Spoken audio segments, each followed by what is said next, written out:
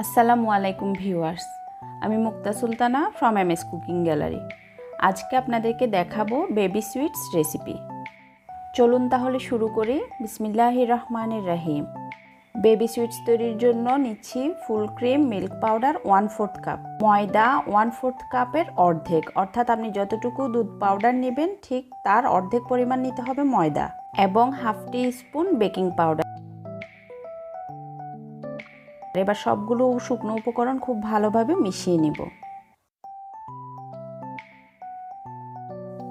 একটি ডিম খুব ভালোভাবে ফেটিয়ে এর অর্ধেক পরিমাণ আমরা আলাদা করে নিব, কারণ এই রেসিপিতে শুধুমাত্র অর্ধেক ডিম লাগবে।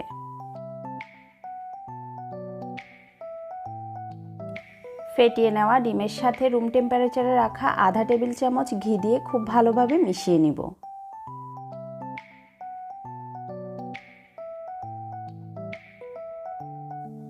এবার ডিমের মিশ্রণটি শুকনো উপকরণের সাথে দিয়ে খুব ভালোভাবে মেখে ডো করে নিব। এই ডো কিছুটা আঠালো হবে, তবে যদি অতিরিক্ত আঠালো হয়ে থাকে তাহলে 5 মিনিটের জন্য ঢাকনা দিয়ে রেখে দিতে হবে। ডো মাখানো হয়ে গেলে হাত ধুয়ে খুব ভালোভাবে পরিষ্কার করে নিতে হবে। এরপর হাতে খুব সামান্য পরিমাণ ঘি লাগিয়ে ছোট ছোট বল আকারে করে নিব। আপনি যেটুকু পরিমাণ বড় অথবা ছোট করতে চান সেইটুকু পরিমাণ ডো নিয়ে গোল করে নিতে হবে।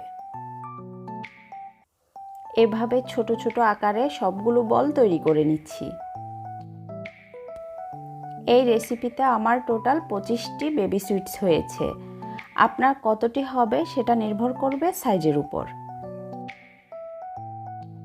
মিষ্টিগুলো ডুবো তেলে ভাজতে হবে, সেজন্য একটি কড়াইয়ে পরিমাণ মতো তেল নিয়ে চুলা জ্বালিয়ে মিষ্টিগুলো একে একে সবগুলো ছেড়ে দিব। আপনারা স্ক্রিনে দেখতেই পাচ্ছেন খুব ছোট ছোট আকারে বুদবুদ উঠছে, অর্থাৎ তেল হালকা গরম অবস্থায় আছে। অতিরিক্ত গরম তেলে যদি মিষ্টিগুলো ছাড়া হয় তাহলে মিষ্টি বাইরে থেকে পুড়ে যাবে এবং ভেতরে কাঁচা থেকে যাবে। এর ফলে আপনি যখন শিরাতে দেবেন মিষ্টিগুলো শক্ত ধরনের হয়ে যাবে।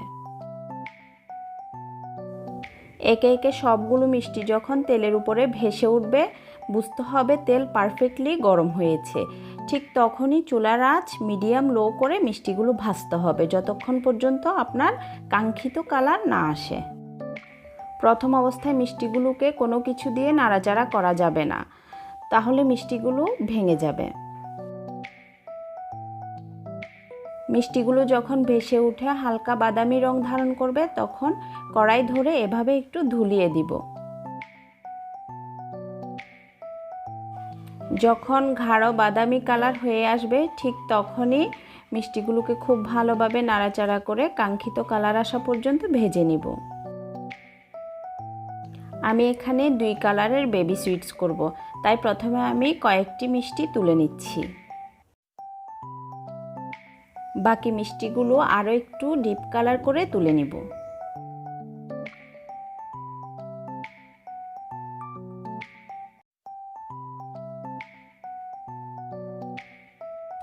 মিষ্টিগুলো তুলে নেওয়ার পর এখন আমি শিরা তৈরি করে নেব। সেজন্য দিচ্ছি 1 কাপ চিনি এবং 2 কাপ পানি। এখানে মিষ্টি তৈরির একটি অতি গুরুত্বপূর্ণ টিপস বলে রাখি। আপনার মিষ্টি যদি হয় কুসুম গরম তাহলে আপনার শিরা হতে হবে ফুটন্ত গরম, আর যদি শিরা কুসুম গরম অবস্থায় থাকে তখন আপনি সরাসরি তেল থেকে মিষ্টিগুলো তুলেই দিয়ে দিতে হবে শিরার মধ্যে। শিরা ফুটে ওঠার পর আগেই তুলে রাখা মিষ্টিগুলো একে একে সবগুলো শিরার মধ্যে দিয়ে দিব। ফুটন্ত শিরাতে মিষ্টিগুলো ছাড়ার পর ঢাকনা দিয়ে 5 মিনিটের জন্য রান্না করব। এই সময় চুলার আঁচ কিন্তু মিডিয়াম হাই অবস্থায় আছে।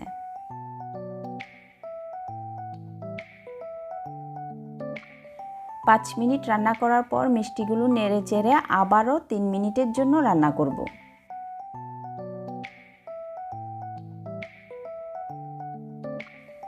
তিন মিনিট পর শিরা যখন একটু ঘন হয়ে আসবে ঠিক তখনই শিরার সাথে মেশাবো ফুটন্ত গরম পানি, এবং খেয়াল রাখবো পানি যাতে সরাসরি মিষ্টির গায়ে না পড়ে। এখানে কিন্তু গরম পানি ব্যবহার করতে হবে, যদি আপনি ঠান্ডা পানি দেন তাহলে মিষ্টিগুলো শক্ত হয়ে যাবে। ঢাকনা দিয়ে আবারও 5 মিনিটের জন্য রান্না করব।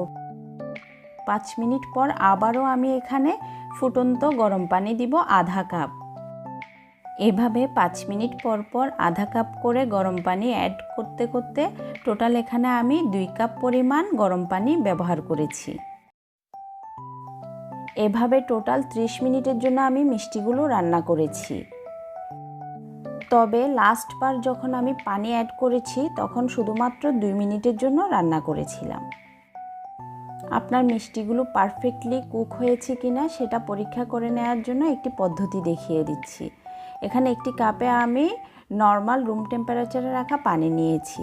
মিষ্টি যদি ঠিকভাবে কুক হয় তখন পানিতে ছাড়ার সাথে সাথে আপনার মিষ্টিটি পানির নিচে ডুবে যাবে। আর যদি ভেসে থাকে মনে করতে হবে আপনার মিষ্টি পারফেক্টলি কুক হয়নি। তখন আপনি আরও 1-2 বার পানি মিশিয়ে এভাবে জাল করতে থাকবেন। আমার মিষ্টিগুলো খুব ভালোভাবে কুক হয়ে গিয়েছে। এখন চুলার আঁচ বন্ধ করে ঢাকনা দিয়ে রেখে দিব রুম টেম্পারেচারে আসা পর্যন্ত। তবে মিষ্টির পারফেক্ট টেক্সচার পেতে হলে আপনাকে অবশ্যই 5 থেকে 6 ঘন্টা এই শিরার মধ্যে ভিজিয়ে রাখতে হবে। 6 ঘন্টা পর মিষ্টিগুলো শিরা থেকে তুলে সার্ভ করে আপনাদেরকে দেখাচ্ছি।